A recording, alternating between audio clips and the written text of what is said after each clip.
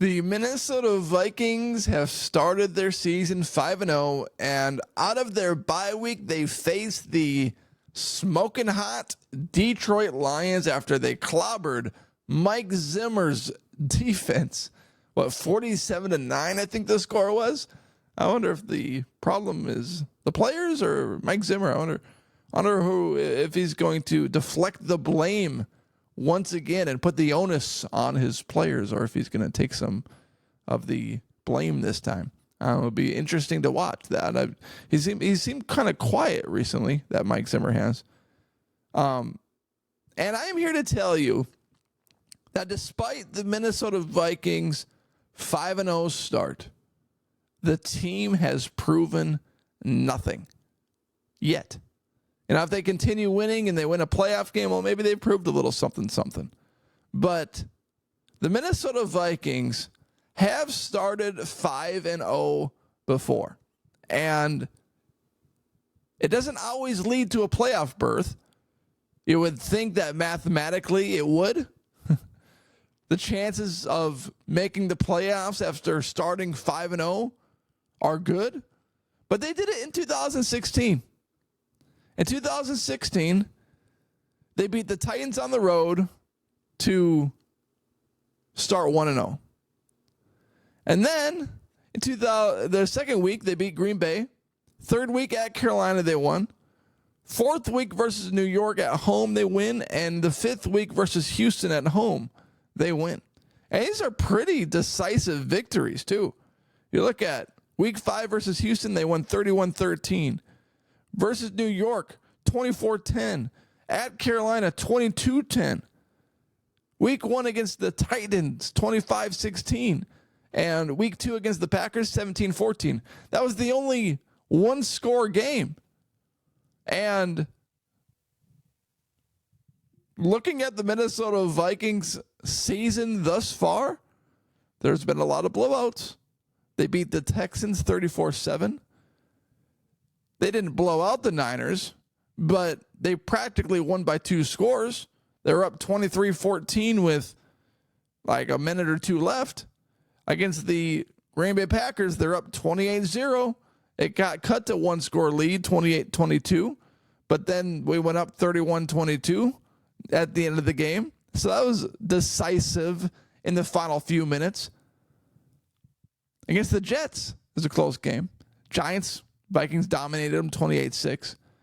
And then the Minnesota Vikings entered their bye week. Oh, they're going to come out fresh and hot and ready to rumble. Well, loss. Win, loss, win, loss, win.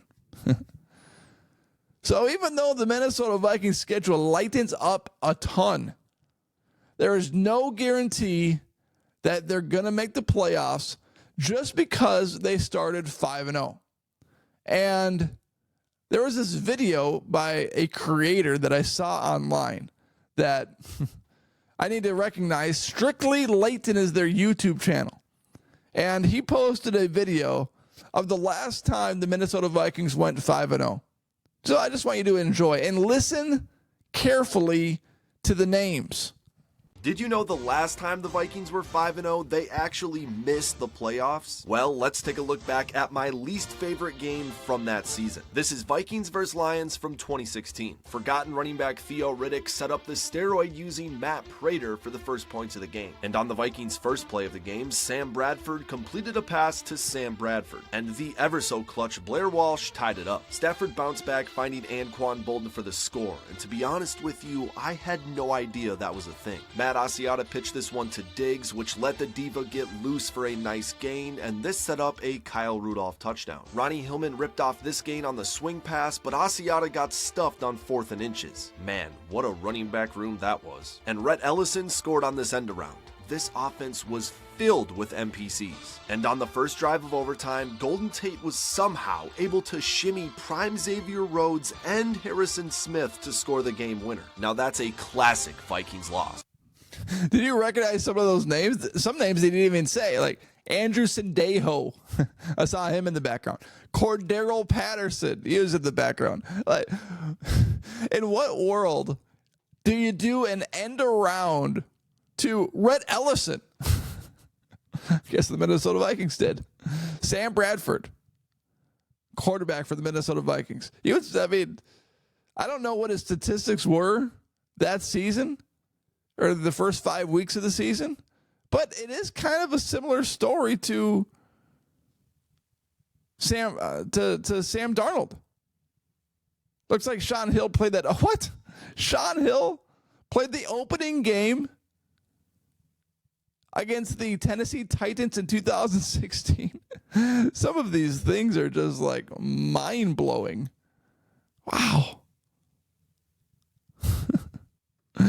Oh my goodness. Is this the year Adrian Peterson got hurt or suspended or something?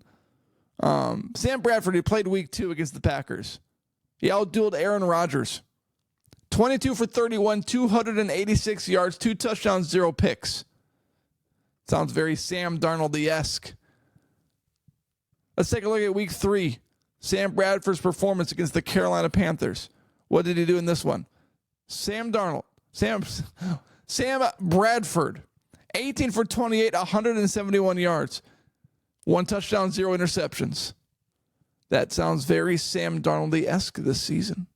Versus New York. Week 4, Sam Bradford, what did he do? 26 for 36, 262 yards, 1 touchdown, 0 picks.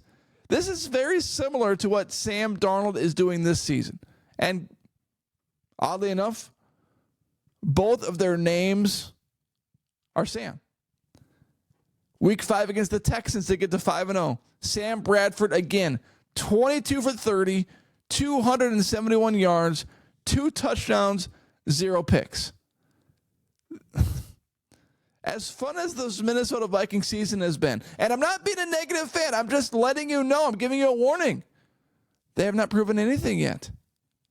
This could flip so quickly on its head because Sam Darnold can still do what Sam Darnold has done through the first 4, 5, 6 years of his career.